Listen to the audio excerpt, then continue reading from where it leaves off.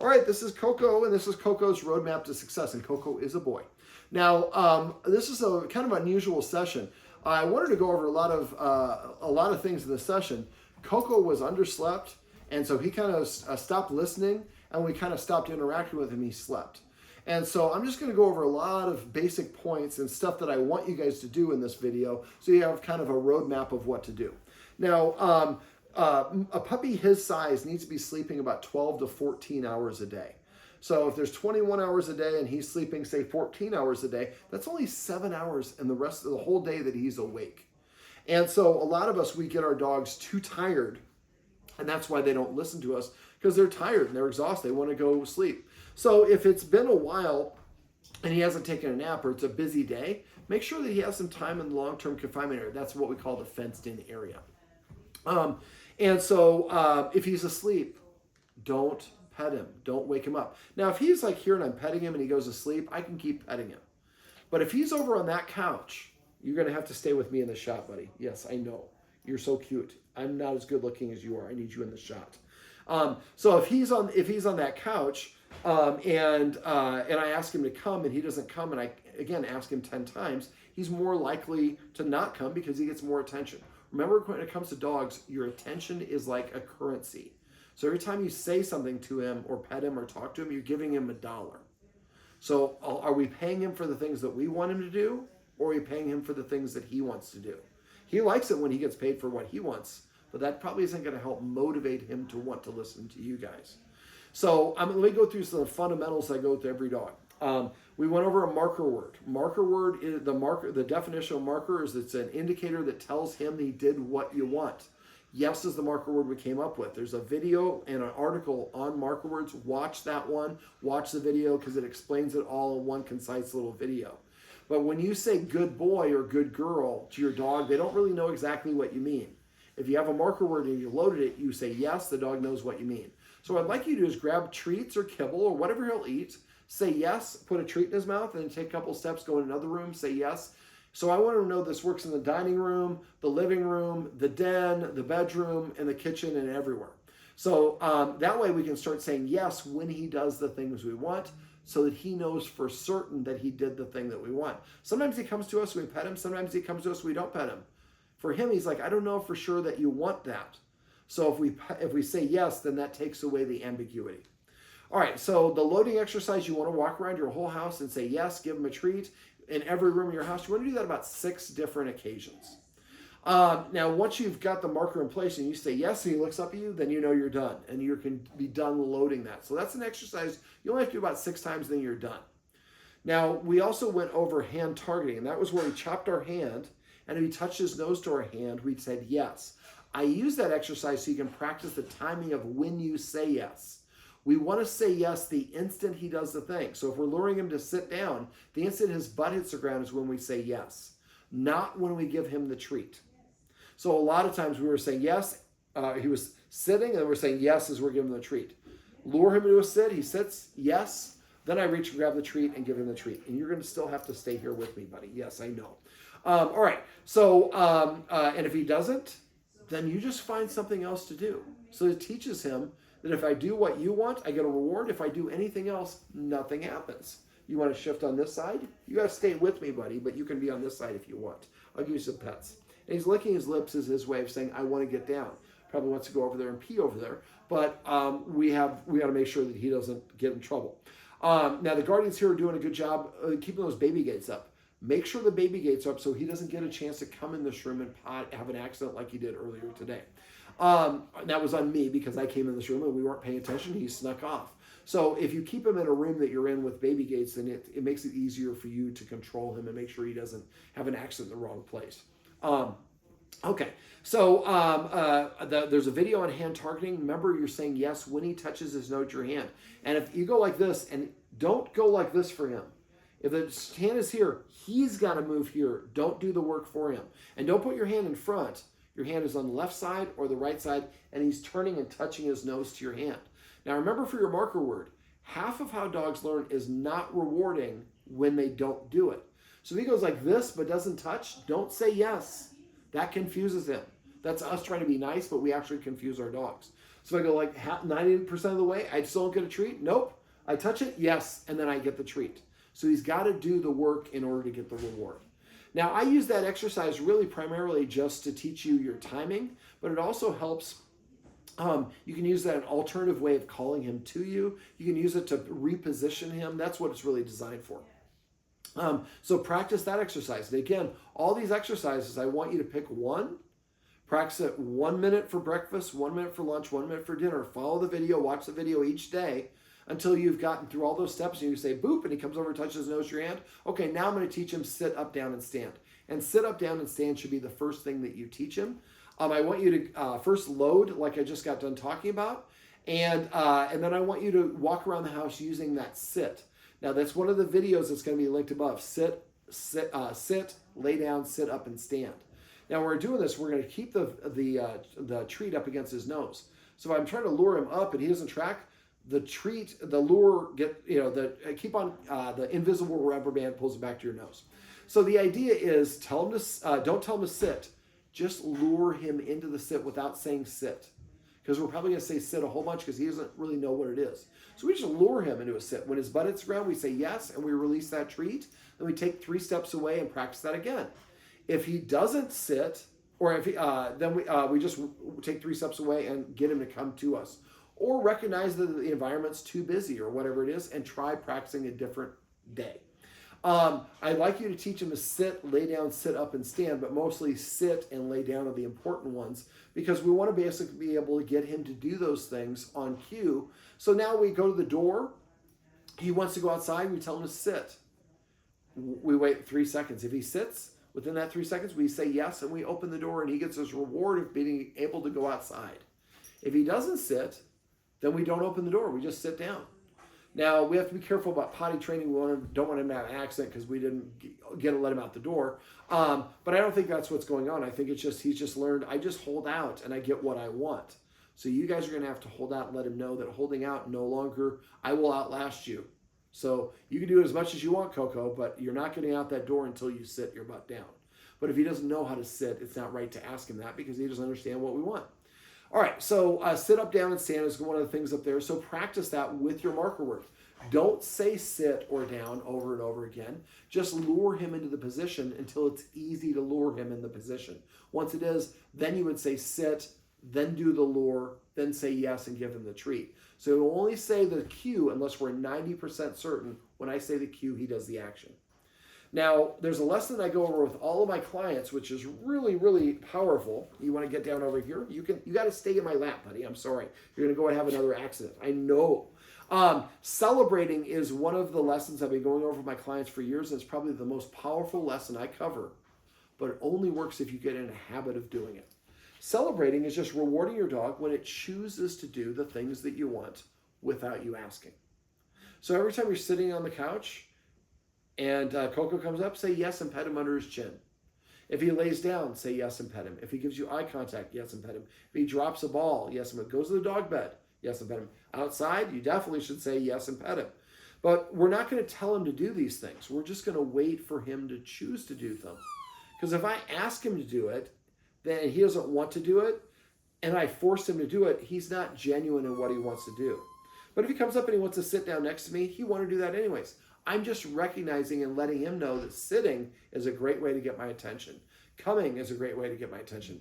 Laying down, eye contact, whatever the things are that you want. I know it's so hard to be a Coco. And so a lot of us forget that all attention for dogs is rewarding. So we give dogs attention for doing things we don't want, getting in the trash, barking, jumping up, having an accident. And not only that, we make it worse. Not only give him attention for things he doesn't want, we give him more attention. If he doesn't come, we ask him to come 10 times. That's 10 times the amount of attention. So what I'd like you to do is just ask him one time only, and if he doesn't do it, just lure him into the position. All dogs learn through lure or gesture first, then we assign the cue later. So I don't start saying sit until it's very easy for me to lure him into sit almost every time. Then I would say sit, lure him into a sit, say yes, and release the treat. That's the formula of how you introduce cues, is you get the dog practice at doing it first. That's the beauty of the marker word. We only use the marker word when they're successful. So you should be 100% accurate. If I say sit, I don't know if he's going to sit or not. So I won't be 100% accurate. That's the beauty of the marker word. All right, so make sure you guys celebrate sitting, coming, laying down, going to your dog bed, dropping balls, eye contact. I'd also like you to come up with the official list of what those cues are. Some of us say lay, some of us say down, some of us say lay down, some of us say lie down. That's 4 different variants of the same word. If you speak English, they all mean the same thing. If you're a dog, you have to learn 4 separate words, which makes it 4 times as hard. So come up with a list of the official cues for your dog.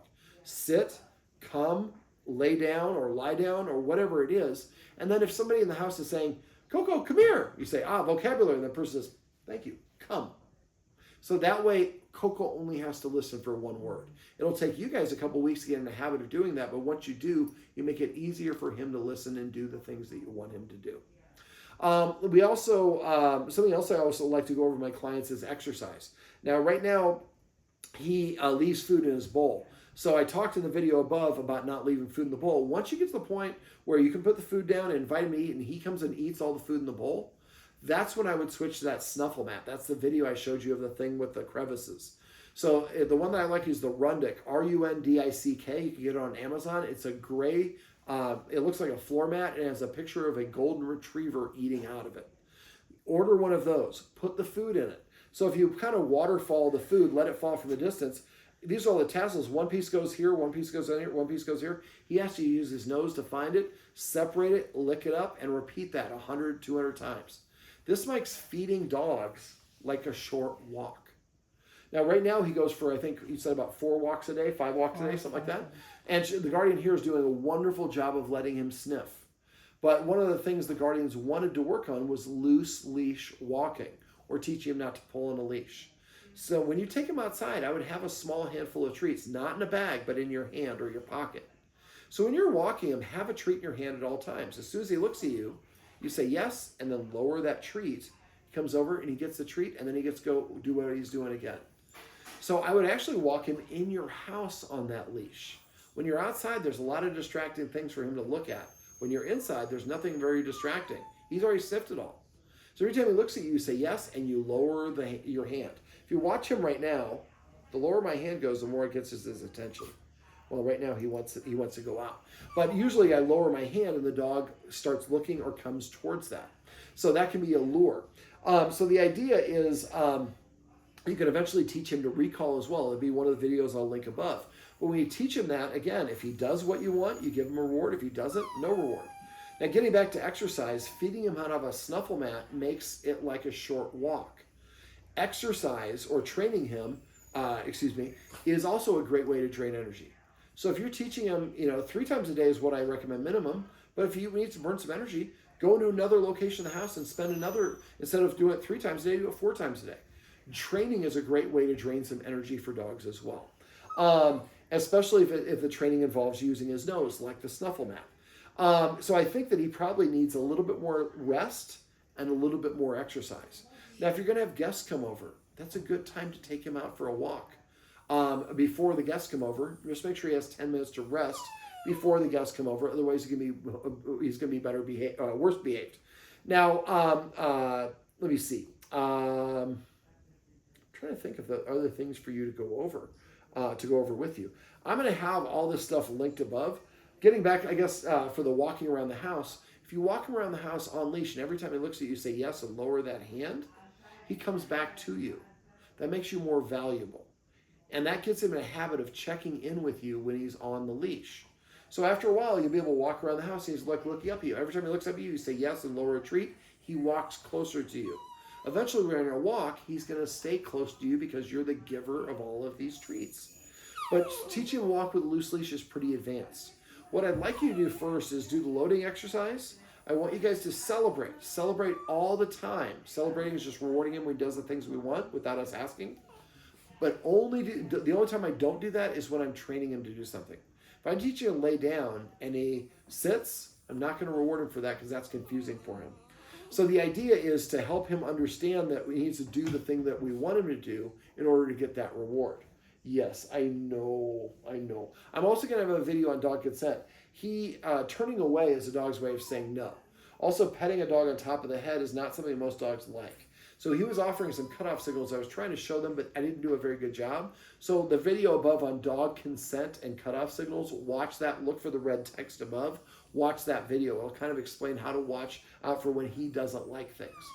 I know it's so hard. All right, so what I'd like you guys to do is first work on teaching him to sit and lay down. Follow that video.